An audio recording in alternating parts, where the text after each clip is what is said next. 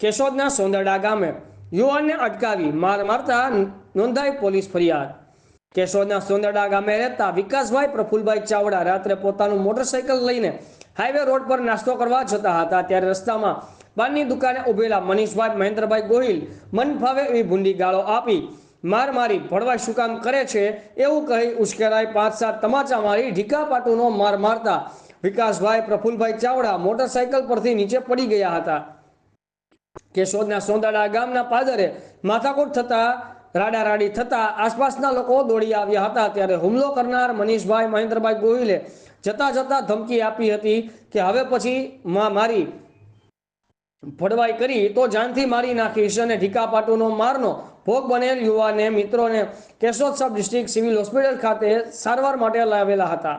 Keshod police સ્ટેશનના head constable Sabirbhai દલ દ્વારા નિવેદન નોંધી ભારતીય ન્યાય સંહિતાની કલમ 115, 296 બી, 352 હેઠળ ગુનો નોંધી કાયદેસરની આગળની કાર્યવાહી હાથ ધરી રહી